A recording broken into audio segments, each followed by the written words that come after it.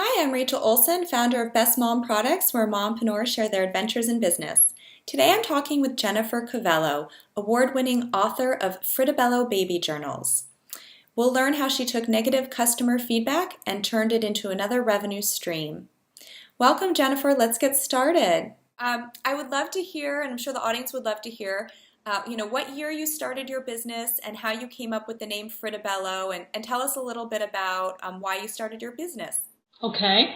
Well, I started my business back in 2008, but I actually started writing the content for my baby journal in 2007 when I had a full-time job. So like any full-time working mom, you work on your business at nights and on the weekends and whenever you have time. So I finished the journal in 2008 and then I published it. And after I got laid off in early '09, I started to work full-time on the business and promote it. And that's really when things started to pick up as far as people knowing who I was and what the business name was. And you had asked about what does Fritabello mean. I get that question a lot, and mostly I get it from trademark attorneys who want to know if it's a word in another language, and it's actually not. It's named after my son, whose name is Christopher Covello, and when he was a little boy learning how to pronounce his name, that's kind of a mouthful, so he called himself Fritabello, and so I named the business after him, which is apropos not only because of the cute name, but both of my children have inspired some part of my business in some way, so it really is a testament to them. That's great. Tell me a little bit about how did you decide on doing a baby journal and how did that come to be? Like lots of moms, when I came home from giving birth to my son, I wanted to write down every detail I could about those last few days up before delivery and also when I got home. And I just started writing everything down that I possibly could. And I never stopped. My son will be 15 in November. My daughter will be 11, or is 11 right now. And I still keep journals for them. And several years after my son was born, I decided that, I really wanted to make something more of this. And I thought it was really important for parents to record in some way, shape, or form their children's lives. And I'm a writer, so I love to write, and I thought a baby journal that was a little bit more than the typical baby book on the market would be perfect. And when I created it, I wanted to make sure that I also put in my own experiences along with the typical milestone type of information so that it really ends up looking like a story for the child. When we talked before, you had said something about, it was kind of a dual purpose. It's like, who am I?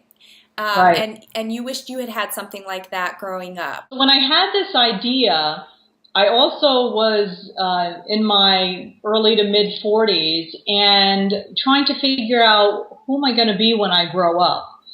And I still haven't grown up, but I'm getting closer to who I want to be. But I thought, whenever you go to any kind of career coaching or life coaching, they always say, well, what did you like doing as a child? What were you like as a child? And I really didn't have a good answer for that, other than the only thing I knew for sure is that throughout my life, I have always written something, whether I was copying down my favorite song lyrics or writing in a diary. That's the only thing that I knew. And I said, I really wish that I had some type of journal or book, or there was clearly no videos back when I was a child, that would give me a little bit more information, a little bit more in-depth information about who I was as a child, so that I could then take that into my life now and say, you know what?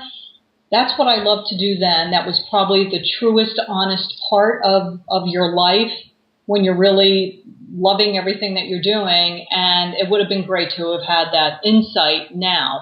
So that was my other thinking with the baby journal, is that when I give these to my kids at some point, they'll get a really good insight into what their life was like as well as who they were.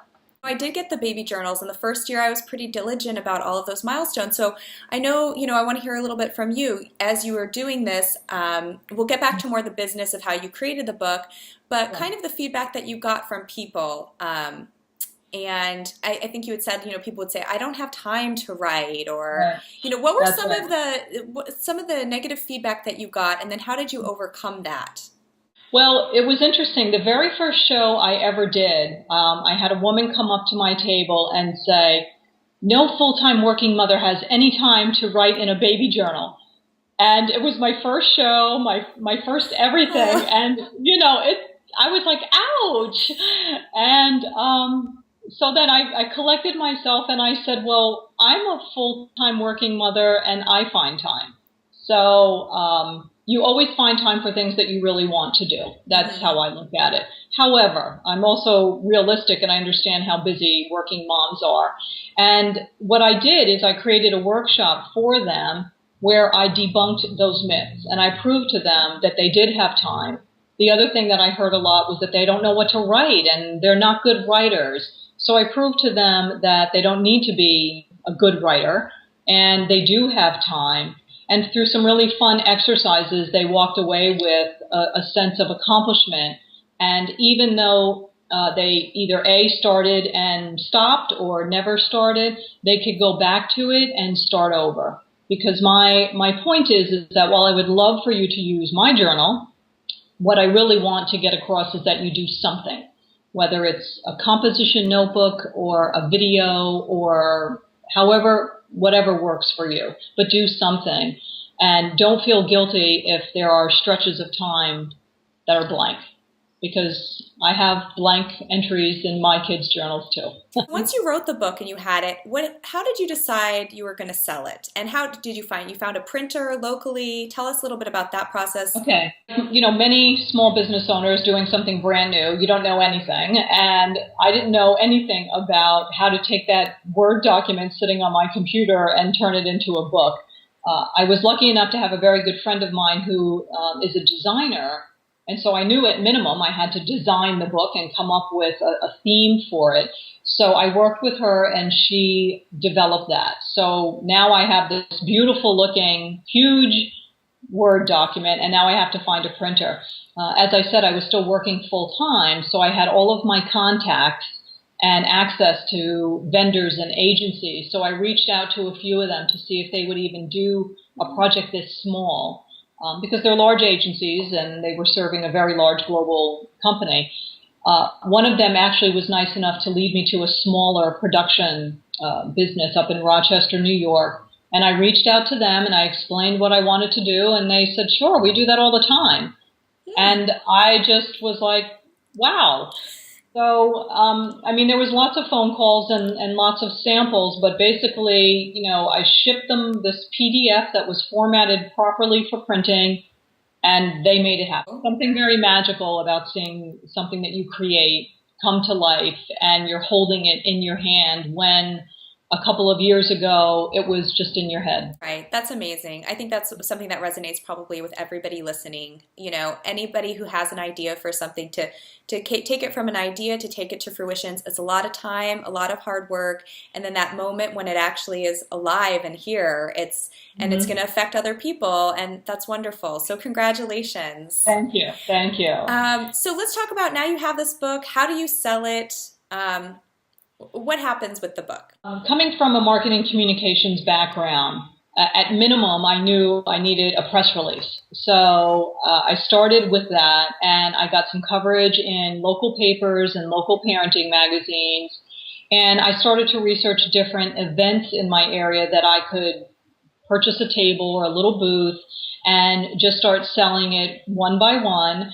And that's really how I started off, because I was working full time. Okay. So all of this outreach had to happen at night and on the weekends, and that's not exactly when reporters are getting emails. So, Right. there was a lot of wiggling of my time and a lot of juggling of schedules. But the heading out to the press was probably the best first step. because in essence, as you and I were chatting about, it's my name along with this product. So in order for people to know about the product, they need to know about me. And that's really how I started with the press and events. And then I just started doing a lot of grassroots marketing, joining networking organizations, handing out a ton of business cards, little marketing postcards about the journal, and it's little bit by little bit, and that took quite a bit of time, especially when you're working full time. But then when I got laid off, I had lots of time. Yeah. So Did you look at that kind of as a blessing in disguise, or did you know that you were going to go full time with your new business? well, I didn't know I was going to go full time, but all I kept thinking of when I was working full time is if I was working full time on my business, I could really do this or I could really do that. And so someone heard me and answered that request, and there was something inside me that knew something was coming. Whether it was my business that was going to be the next step or something else, I just felt that there was something going on. So I was surprised by being laid off, but I wasn't surprised. And I really thought that I was ready to take a new step and a next step and move on to something else. So I'm incredibly grateful for my corporate career and all the contacts I made. And if anyone still has a corporate job, don't burn any bridges because you'll need those people at some point in your business. Well, that's good advice. You run these workshops for journaling, and you did that, and now you've kind of have geared off into a new arena. So maybe we can switch gears a little bit, talk about Parenting for Purpose. Sure. Is the name of your blog, and what you're doing there, and how you've learned what resonates. I send it out a monthly newsletter for my business. And what I was finding is that while I would make a sale here or there from my newsletter, I was getting a lot more comments and testimonials, if you will, from what I was writing as part of the newsletter. So something just clicked in me one day and said, people are responding to what you're writing, and maybe you need to take that a step further and translate that into a blog. So that's really where it came from, is my monthly newsletter, where I really was writing about my experiences and selling a little bit. Right. So I said, you know what? People are responding to this. I'm going to do the blog. Right. So if they're responding to the blog, then I'm going to ask you, how do you get an income from being a blogger? Or do you? Well, I think, that's probably the $1,000,000 question. I think you have to make a decision when you start a blog that either you're doing this just for the joy of doing it, and whoever falls upon it, and if Random House just happens to be one of those people and offers you a book deal, then yippee. If you're looking to make money off of it, then I think you really have to do a lot of research around, advertising and affiliate marketing, and plan that into your blog. So I'm still relatively new at this, and I'm enjoying the writing part of it and the comments that I get, and the sharing of it. So the next evolution of that will be to move it towards some product, productizing it a little bit. And even though you can still buy my Fritabello products on the blog, there are other things that I can be doing as well. How did you build your social media following? It sounds like people really connect to you through social media. So how did you do that? Through a lot of patience and a lot of really just trial and error. I think people have the misconception that they create a Facebook page and millions of people will find them. So it really goes back to a marketing strategy and making sure that people know who you are and where to find you, and that you're always promoting your website, your Facebook page, everywhere. So even things like in my newsletter, drawing attention to the Facebook page, joining other or liking other pages and asking them to come like you back. There's lots of online events where they have, like a Facebook, I don't even know what they call it, but it's like a little Facebook camp, and you go follow everyone and they follow you back.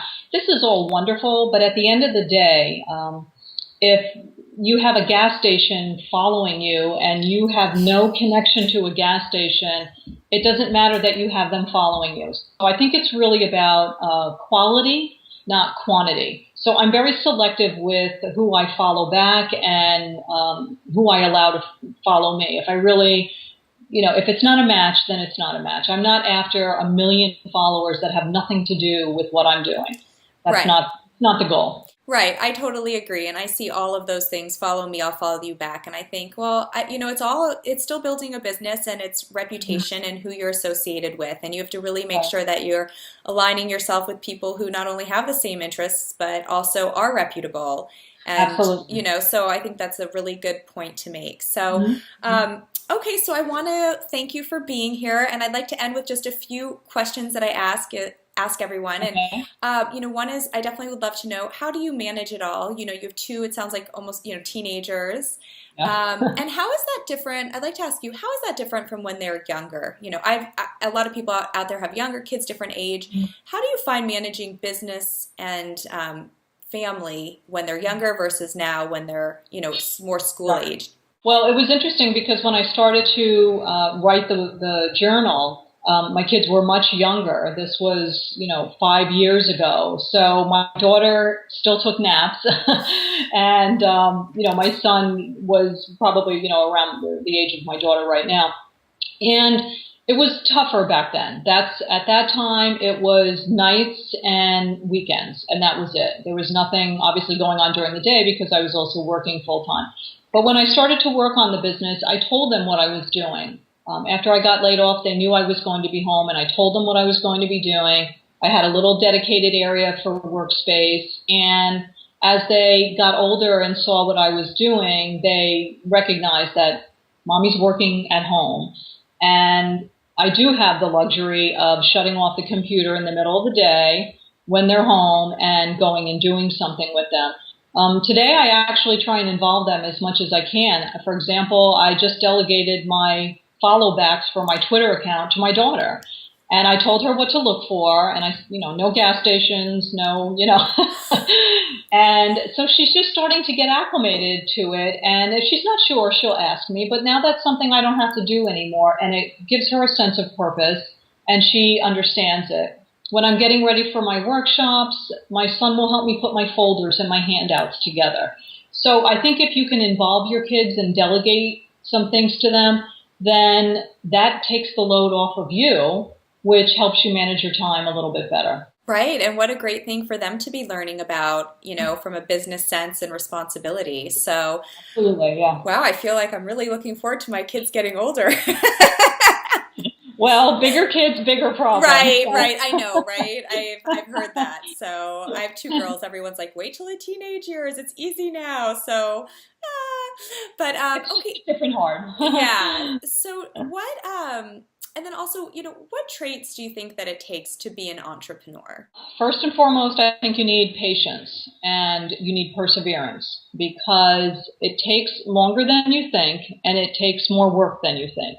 So even if you have the coolest, greatest product in the world, it really is going to take time. And I think the perseverance it's tough to hang in there when you're getting a lot of rejections or things aren't turning out the way that you thought.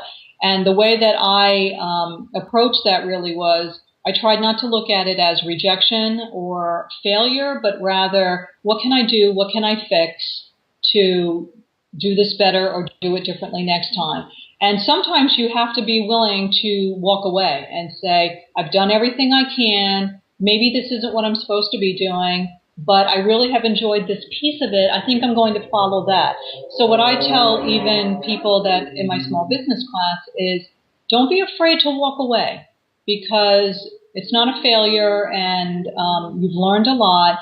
And that piece of it may be what will lead you to what you're really supposed to be doing. And that's how I feel about my own journey. I don't think that, while I love my journal and all my baby gifts, I'm not sure that I'm the best person to be a retail entrepreneur, but it's led me to where I am right now, which is writing and doing workshops and speaking to moms, which is what I love. But I love that you've been so open about your journey and that you you've shared that, because I feel like, somebody else I interviewed said, my business is an authentic version of, I was telling you this authentic version of who I am and where I'm at. And I think a lot of the times you start in a business and you feel married to it. You worked so hard for, a year to 5 years on it, and you don't want to let it go because you've worked so hard. And it's so Exactly. refreshing to have that permission to say, I've evolved. My business has evolved.